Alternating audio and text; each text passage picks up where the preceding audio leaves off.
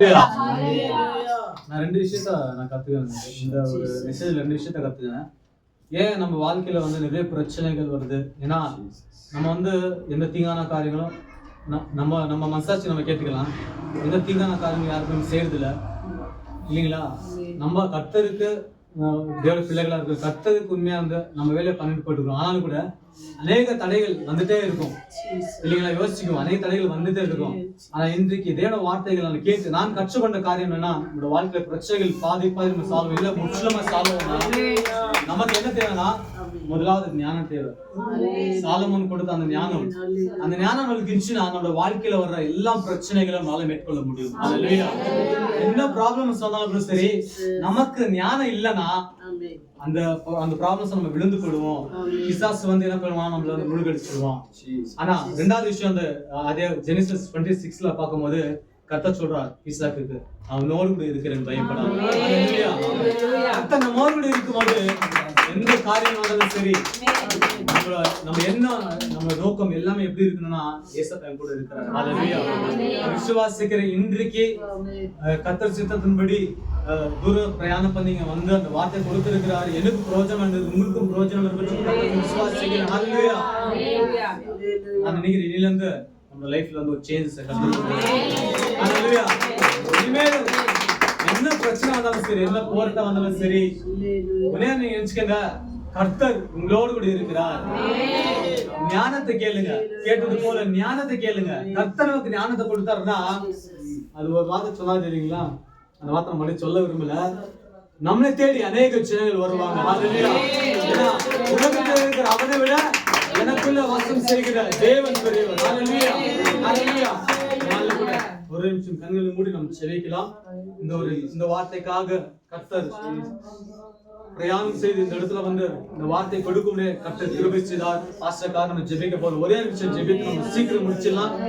முதலாவது பாஸ்டர்கார் நம்ம ஜெபிக்கிறோம். அவர் செய்கிற ஊழியத்தை நாங்க இந்த இடத்துல பார்த்தோம். அந்த இடத்துல பார்க்கும்போது நிறைய காரியங்கள் இருக்கு. ஆனால் அநேக ஆத்துமாக்களை கர்த்தர் சபைக்கு கொடுக்கணும். அது மாத்திரமல்ல, அந்த இடத்துல அநேக ஜனங்கள் கர்த்தருக்குள் வரணும். அநேக ஜனங்கள் டேனியல் பட்டணத்துல இருந்து அந்த இடத்துல போயிட்டு ஊழியம் செய்யணும். ஊழியம் இல்லாமல் இருக்கு, ஆத்துமாக்கள் அநேக இருக்கு. ஆனா அறுவடை செய்ய அநேக ஜனங்கள் இல்ல இந்த இடத்துல. அப்ப இந்த பெங்களூர் பட்டணத்துல இருந்து நம்ம அந்த இடத்துல போய் ஜெபிக்கணும், ஊழியம் தொடரணும், ஊழியம் அந்த இடத்துல போகணும்னு சொல்லி இந்த வேலைகளை ஜெபிக்கலாம். விசேஷமா போதகர் செய்கிற ஊழியத்துக்காக நம்ம ஜெபிக்கலாம். வாயில இருந்து உள்ளத்திலிருந்து சத்தத்தை வந்து ஜெபிக்க போறோம். ஒரு ஆண்டவர் வளர்ச்சியை கொடுக்கணும், ஆண்டவர் பெருக்கத்தை கொடுக்கணும், அநேக ஆத்துமாக்களை கொடுக்கணும். தேவன் தாமே ஒரு அற்புத அடையாள சபையில செய்யணும்.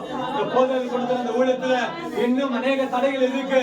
அந்த எல்லா தடைகளை உடைத்து இயேசுவின் நாமத்தினால ஒரு பெரிய ஒரு ஹெப்பதை கட்ட கொடுக்க போகிறார்.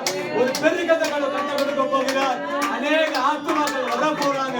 இயேசுவின் நாமத்தினால அப்பா நாங்கள் ஜெபிக்கிறோம். ஆண்டவரே நாங்கள் ஜெபிக்கிறோம் அப்பா.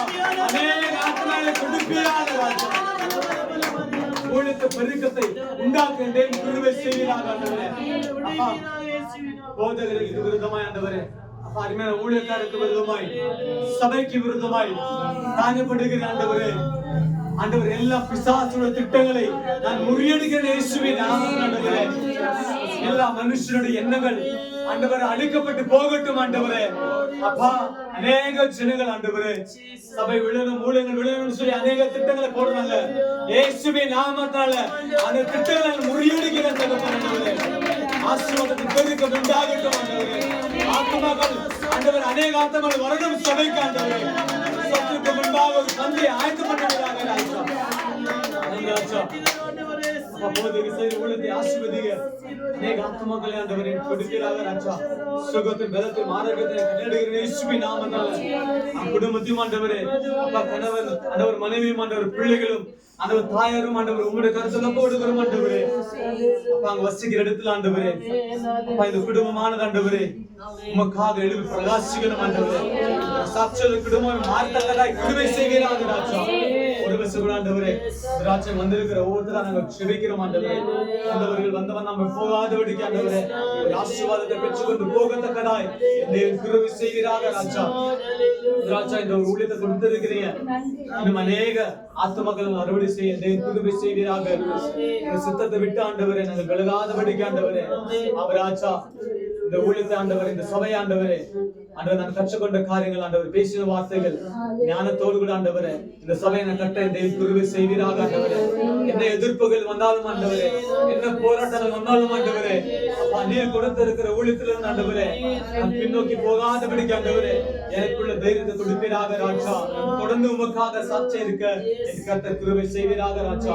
ஒரு வருஷம் கூட ஆண்டவரே எங்களையும் ஆண்டவரே, இந்த ஊழியத்தையும் ஆண்டவர், வந்திருக்கிற ஒவ்வொரு பிள்ளைகளும் ஆண்டவரே உங்களுடைய திருக்கரத்தில் ஒப்பு கொடுக்கிறோம். நீரை காத்து பொறுப்படுத்திக் கொண்டு வலிந்து விட இயேசுவின் வல்லமையுள்ள நாமத்தில் ஜெபிக்கிறோம் எங்கள் ஜீவனுள்ள நல்ல பிதாவே. எல்லாம் ஒன்றா சேர்ந்து சொல்லலாம். என் ஆத்மாவே